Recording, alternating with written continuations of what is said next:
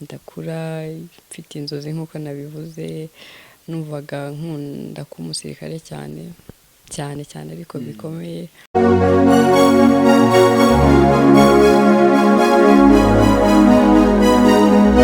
Inyuma y'ubushobozi buke bw'umwana haba hisha inzozi ziremereye cyane, ariko rimwe na rimwe zigenda zihindagurika bitewe n'imihindagurikire y'imitekerereze ahanifitanye isano no gukura kwe. Kuko wabaye umwana aho uraza kunyumva neza. Ongera wibutse za nzozi zawe zo mu bwana, zimwe zanzaba iki n'iki nutise ku ngaye. Twese mu bwana bwacu twari dufite inzozi zitandukanye zo kuzaba twifuzaga kuzababo. Nyamara benshi uko twagiye dukura, izo nzozi zagiye zihindagurika, nta n'intambwe n'imwe yari yagatewe yo kugerageza kuzikabya. Reka tuviyo twivugire kuri Butera Knowless wamye yarihebeye kuzaba umusirikare byakwanga akaba umuganga, ariko uyu munsi wa none ni umuhanzikazi ufite ibigwi bihambaye mu muziki nyarwanda. Uyu Knowless mureba imbere yanyu yumvaga azaba inkotanyi ku kiguzi cyose byamusaba, nyuma y'uko zari zimaze guhagarika jenoside, aho yagize ati: umwana jenoside yabaye nkiri muto cyane, nyuma ya jenoside numvaga nabi inkotanyi. Numvaga inkotanyi ari umuntu w'umusirikare ukiza abantu, uhagarika intambara, uhagarika jenoside, uhagarika ubwicanyi. Bityo nanjye numva mfite inzozi zo kuzaba inkotanyi. Uyu Knowless avuga ko yanagerageje gushaka kwinjira mu gisirikare ariko ntibyamukundira. Nigeze gushaka no kujya mu gisirikare, hari papa twari duturanye, ariko ubu ntago akiriho, yakoraga ku karere, icyo gihe bahitaga kuri commune. Hanyuma nyine nza kumubwira, ndavuga hari ikintu nshaka kubwira ko ntuzakivuge, ntuzajya umuntu yibwira, ariko ndashaka uzamfasha nyine nkajya mu gisirikare. Ahubwo rero uracyari mutoya, reka tuzabivuganeho hanyuma maze gukuraho wege hejuru wumve nyine, hanyuma urebe. Atari ko njye ntabwo nzi ukuntu wajyamo, ariko tuzagana nzakureba, donc kugira ngo atansha intege n'iki. Nyine ntabwo twongeye kubonana cyane kuko nahise njya muri secondaire, ntabwo nari nkiri aho ngaho mu majyepfo, ntavuye nyine muri primaire ngenda muri secondaire muri apase. Ubwo rero ntabwo yamfashije, nyuma yaje no kwitaba Imana, hanyuma n'inzozi zigenda zihinduka. Ariko se ubundi Butera Knowless ni muntu ki? Ntizi iminota yawe mike maze turebere hamwe inyandiko z'amateka zishura ku buzima bwe. Ibuka gukanda subscribe kugira ngo utazajya ucikwa n'ibindi byegeranyo tudahwema kugutegurira. Kanda like kandi niba ukunze iyi video. Nge nitwa Obed Rugwiro, ikaze. Uyu munsi mu Rwanda hari imbuga za internet 20 zisurwa cyane kurusha izindi. Urwo rwawe cyangwa se urw'ikigo cyawe nta rurimo, ndetse nta nubwo rukubyarira umusaruro kubera kutazi Afrinovators, kompanyi ya mbere y'ikoranabuhanga y'impuguke zitanga serivisi zose z'ikoranabuhanga, nko kubaka imbuga za internet, kuzicunga no kuzibyaza amafaranga. Aba n'ubitabaza, usibye kukubakira urubuga rwa internet rwiza, hari n'ibindi bintu bitanu bazakorera website yawe ihita itangira kubyara umusaruro. Urubuga rwawe bazarukorera ibyitwa search engine optimization cyangwa se SEO. Uku ni ugukora ku buryo website yawe izajya igaragara byoroshye kuri Google, Microsoft, Bing n'izindi mbuga shakiro. Niba ari urubuga rw'ubucuruzi, ibicuruzwa byawe bizahita bigera kuri benshi. Bazakubakira uburyo bwo kwamamaza website yawe ku mbuga nkoranyambaga, kandi bagukorera ibyitwa pay per click. Ibi ni ukwishyura udufaranga duke cyane, maze imbuga nkoranyambaga nka Facebook, Instagram, LinkedIn cyangwa se Google bakakwamamariza. Banagukorera email marketing, aribyo byo kugira liste nini ya email woherereza abantu ubabwira ibyo ukora. Ibi nibyo Afrinovators bazobereyemo. Niba ufite urubuga rwa internet rwaba urukorerwaho ubucuruzi, urw'ikigo kitari icya leta, urwamamazwaho serivisi nk'ubukerarugendo, urutangirwaho amasomo n'ibindi, inzira yonyine yo kurumenyekanisha no kurubyaza umusaruro ni Afrinovators Limited. Bahamagare cyangwa ubandikire kuri WhatsApp kuri 07 85 73 70 cyangwa ubandikire email kuri info@afrinovators.com cyangwa usura urubuga rwabo rwa internet y3.afrinovators.com. Ushobora no kubasura aho bakorera mu mujyi wa Kigali muri Town Center Building inyuma ya Simba Supermarket. Amazina ye Ingabire Butera, gusa yamenyekanye ku mazina Butera Knowless nk'amazina y'ubuhanzi. yavutse tariki 2 Ukwakira mu 1990, avukira mu karere ka Ruhango gaherereye mu ntara y'Amajyepfo ahahoze hitwa Gitarama. Avuga ku babyeyi bakijijwe. Ni mwene Jean Marie Vianney Butera na Marie Claire Uyambaje. Ariko nyuma y'imyaka 4 gusa avutse, Jenoside yakorewe Abatutsi mu 1994 yamwambuye ababyeyi, asigara ari imfubyi, cyane ko ababyeyi be bapfuye ari kinege. Avuga ko papa we ari wabanje gupfa na mama we aza kumukurikira. Yagize ati, maze kubura mama wanjye kuko ari wapfuye nyuma, nibwo natangiye kuba mu muryango ku mutante wanjye. Nyuma y'iminsi mikeya nawe aza kwitaba Imana. Hanyuma ntangira ubundi buzima n'undi mutante umwe nari nsigaranye, ariko nawe yarakiri umwana. Dutangira ubuzima bwo kubaho nk'imfubyi z'abana batoya. Akomeza avuga ko uko gukurira mu buzima bwo kutagira ababyeyi n'umuryango muri rusange kubera ibihe bya Jenoside, akarerwa n'umutante wari ukiri mutoya, nawe wari ukeneye ababyeyi, bitari ibintu byoroshye nk'abana bato b'abakobwa. Ariko ngo hamwe n'Imana byose birashoboka, kuko ngo nubwo icyo gihe byari bikomeye, ariko ngo uyu munsi bameze neza. Amashuri abanza Knowless yatangiriye mu Ruhango ahavuka.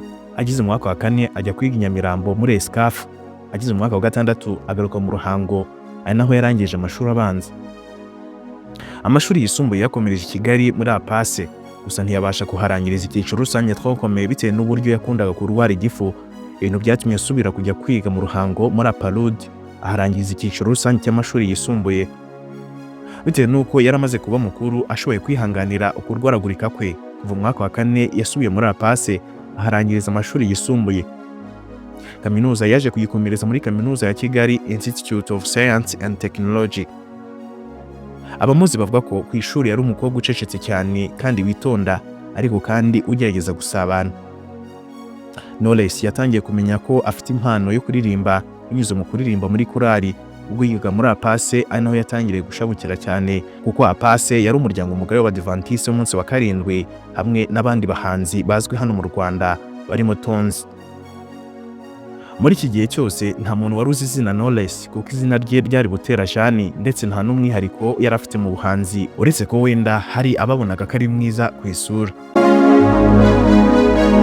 Ari hafi gusoza amashuri yisumbuye muri APASE nibwo yatangiye gukora umuziki. Knowless inzira y'umuziki itangira ubwo, ndetse icyo gihe yinjira mu kiragano cy'umuziki wari ugezweho icyo gihe. Yinjiranye n'abandi bahanzi barimo ababaye intarumikwa, barimo Kamishi, King James, Oda Paccy n'abandi benshi. Urugendo rwe rwa muzika rwatangijwe na Safi Madiba ndetse na Kamishi. Muri 2016 Knowless yatangaje ko ajya gukora umuziki bwa mbere. Indirimbo ya mbere yagiye kuyikorera muri Unlimited Records, muri studio yari Nyamirambo yakorwagamo na Junior ndetse na Reclick. Ariko ngo icyo gihe ajyayo Junior niwe wari uhari gusa. Ngo ubusanzwe Safi wari waramaze kumenyekana mu itsinda rya Urban Boys na Kamishi, bakunda gushishikariza Knowless ko babona ko ashobora kuririmba neza cyane. Ndetse icyo gihe Safi na Kamishi basanze arimo kuririmba muri studio bamutera imbaraga. Aribwo yanakoze indirimbo yitwa Nyumva ku maradiyo atandukanye, iracurangwa cyane, bituma amenya ko ashobora kuba umunyamuziki. Kamishi wari umuhanzi akaba n'umunyamakuru kuri Voice of Africa, ndetse na Safi wari umaze kugira ubunararibonye mu muziki, bahise ibihangano bya Knowless bamugeza mu itangazamakuru. Knowless atangira kumenyekana bitamuvunnye cyane. Urukundo rwa Knowless na Safi ruri mu bintu byatumye amenyekana cyane, kubera ko batasibaga kuvugwa no kwandikwa mu itangazamakuru. Bamwe bamwumva bagashaka kumenya indirimbo ze. Ku nshuro ya kabiri y'ibihembo bya Salax Award muri 2010, Knowless wari umaze umwaka umwe mu muziki, yashyizwe ku rutonde rw'abahanzi bakizamuka bashobora guhabwa ibihembo bya Upcoming Artist. Mubo yahanganaga nabo uwo mwaka harimo Naason wari warakoze indirimbo Amatsiko, nawe wahabwaga amahirwe menshi, gusa biza kurangira iki gihembo gitwawe na Knowless, kikaba aricyo gihembo cya mbere yari atwaye. Iki gihembo cyabaye irembo rifungura umuziki wa Knowless, kuko mu mwaka wa 2011 yashyize hanze indirimbo nyinshi cyane. Yashyize hanze alubumu ye ya mbere yise Komeza. Igitaramo cyo kumurika uwo muzingo kiritabirwa cyane, ndetse nk'umukobwa wari ukiri muto atangira kujya ku byapa byamamaza by'ibigo bikomeye. Umwaka wakurikiyeho yagiye gukorera mu nzu itunganya umuziki ya Kina Music iyobowe na Ishimwe Clement, bari baratangiye no gukundana mu buryo bw'ibanga. akimara kumenyekana, Knowless yari umukobwa muto wari warasanze abandi bakobwa mu muziki nyarwanda barimo Priscilla wari waramutanze mu muziki, Miss Jojo wari izina riyoboye abandi bagore mu muziki ugezweho, ndetse yanasanzemo n'abandi nka Miss Chanel, Liza Kamikazi, Oda Paccy, Queen Ali n'abandi. Kugira impano no kwinjira muri studio ntabwo byari bihagije ngo Knowless abashe kwireshyeshya n'aya mazina, ndetse byamusabaga imbaraga z'umurengera.